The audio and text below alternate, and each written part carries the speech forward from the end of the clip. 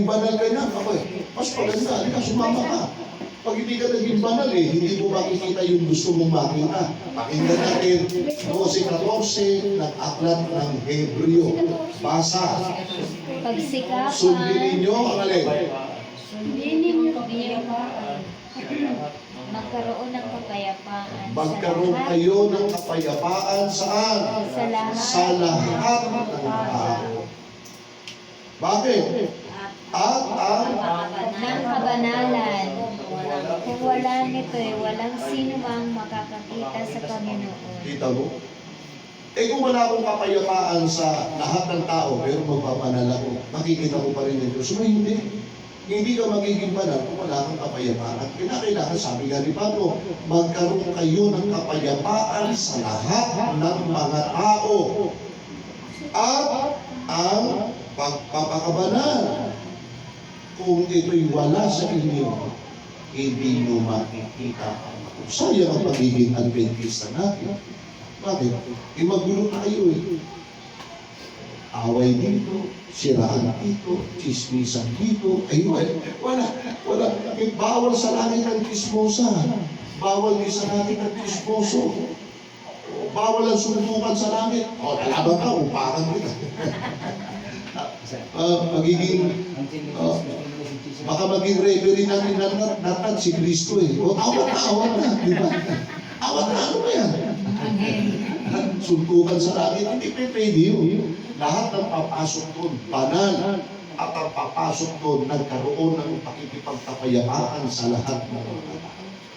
So yun po ang mga kategori, mga kapatid, na ilang mga aral na huwag natin bibitawan. Mamimili tayo sa apat, ang masama, hayaan nyo silang magmamasama.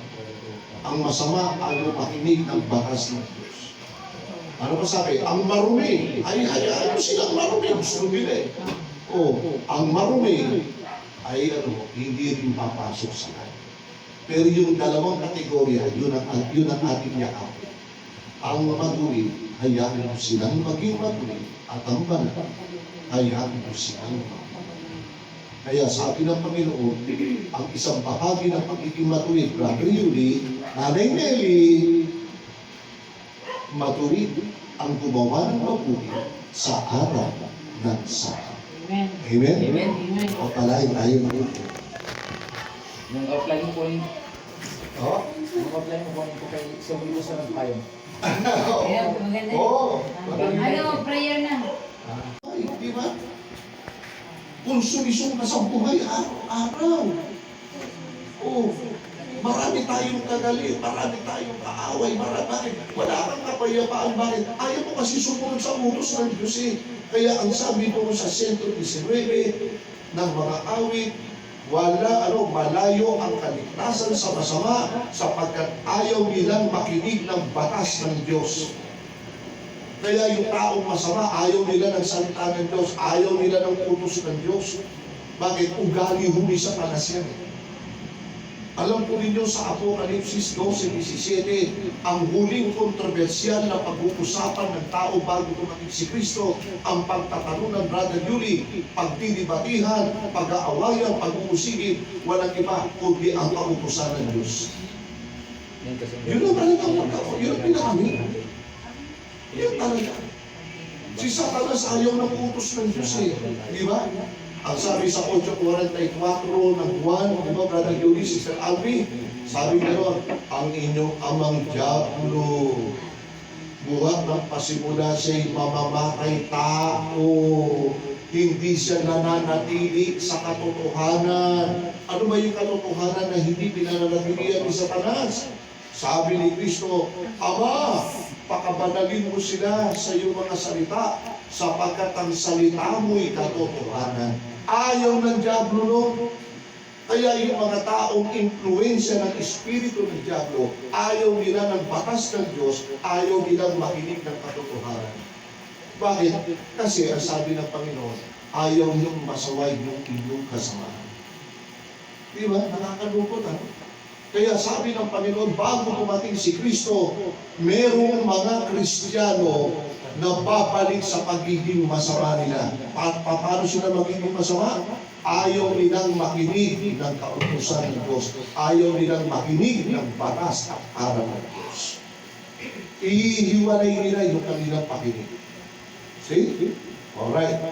Iwanan natin yan. Sabi ng Panginoon, kapag ang tao'y lumakad na sa masama, nagiging marumi na. Nagiging marumi na sa kanyang sarili. Spiritually magiging marumi. Tignan natin, paano ba nagiging marumi ang kabuhayan ng isang taong masama na ayaw makinig ng saway at aral ng Diyos. Tingnan natin sa Apokalipsis 21, versikulo 27. Ito ang isa sa magiging likas na nainig ng isang taong lalakad sa masamang daan. Ito na ngayon ang magiging karakter niya. Ayaw niyang makinig ng batas ng Diyos. Pangalawa, magiging marumi ang kanyang kabuhayan.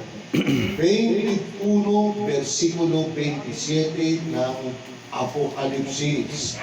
Sino yung tinatawag ng Diyos na marumi? Basa. At hindi papasok doon sino? Ang anumang bagay na marumi. Pero, gusto niyo bang pumasok sa langit? Ako gusto kong pumasok eh. Sabi ng Panginoon, hindi papasok doon ang mga bagay na marumi. Ano yung marumi? Tuloy yung basa. Ang sino man gumagawa ng karumaldumal o ng kasinungalingan, kundi sila lamang na nakasulat sa aklat ng buhay ng Kordero. Ano, Brother Yuli, pag ako lumakad na sa masama, magiging marumi na ang buhay ang bakit? Matututo nga na magsinungaling. Puro sinungaling na para ano pamumuhay mo eh. Gumagawa ka na ng marumi. Sabi ng Panginoon, huwag kang kakain ng kabumal-bumal, huwag kang kakain ng marumi. Hindi, kakain na ako ngayon. Bakit? Wala ka na sa landas ng matuwid eh. Bakit? Naging masama ka na. Bakit? Humiwalay ka. Pag ang tao ay humiwalay sa Diyos, tandaan ko mga kapatid, bilang mga Adventista, huwag na huwag kayong hihiwalay sa Diyos. Oras na kayo mahiwalay, hindi na kayo mababago. Pagka nahikayat na kayo ng masamang gawa. Pakinggan nyo, Hebreo, sa Kapitulo 6 na ang versikulo ay 4 hanggang 8.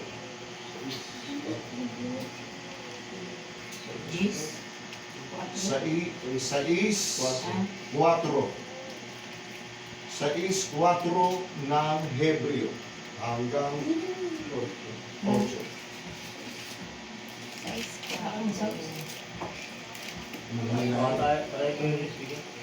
Patay mo pala speaker. Ito mo.